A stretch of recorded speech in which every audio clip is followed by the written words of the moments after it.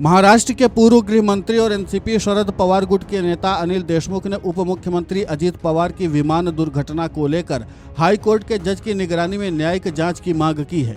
उन्होंने कहा कि इस हादसे को लेकर लोगों के मन में संदेह और शक है कि यह दुर्घटना थी या किसी साजिश का नतीजा। अजित पवार और 4 अन्य लोगों की 28 जनवरी को पुणे जिले के बारामती में विमान दुर्घटना में मौत हो गई थी।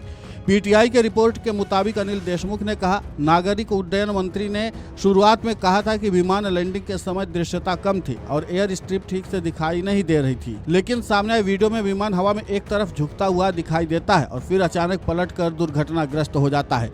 इस पूरे मामले को लेकर के महाराष्ट्र के पूर्व गृह मंत्री और एनसीपी शरद पवार गुट के नेता अनिल देशमुख ने और क्या कुछ कहा है, आप खुद सुनिए उन्हीं की जुबानी। ऐसा है कि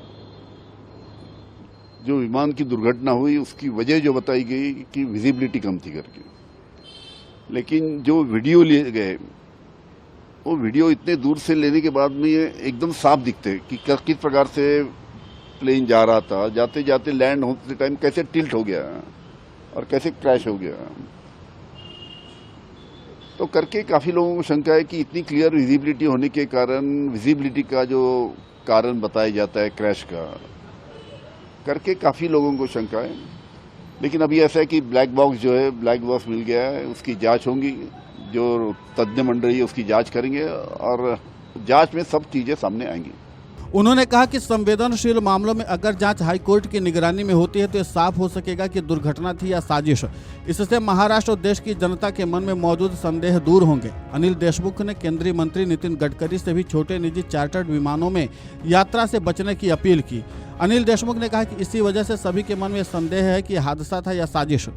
एनसीपी के वरिष्ठ नेता छगन भुजबल और कई विधायक जैसे अमोल मिटकरी ने भी सवाल उठाए हैं। जिस तरह से दुर्घटना हुई उससे हर कोई विस्तृत जांच चाहता है। देशमुख ने कहा कि भले ही इस मामले की जांच नागरिक उड्डयन महानिदेशालय यानी कि डीजीसीए करेगा, लेकिन शिवसेना यूबीटी नेता संजय राउत की मांग के अनुरूप इस पूरे मामले की जाँच हाईकोर्ट की जज की निगरानी में होनी चाहिए।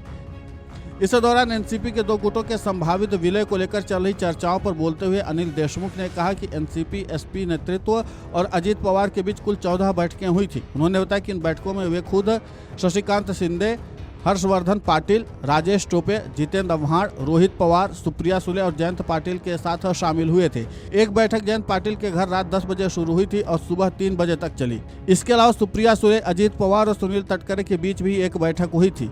देशमुख ने कहा कि फिलहाल शोक का समय है, इसलिए इन बैठकों का विवरण सार्वजनिक नहीं किया जा रहा है। शोक अवधि समाप्त होने के बाद पार्टी नेता बताएंगे कि बैठकें कहाँ हुई, कौन कौन मौजूद था और उन्हें क्या फैसले लिए गए। Video desk amarujala.com। अगर आप ये वीडियो YouTube पर देख रहे हैं तो हमारे चैनल को सब्सक्राइब कर बेल आइकन दबाएं और Facebook पर देख रहे हैं तो हमारे पेज को लाइक करें।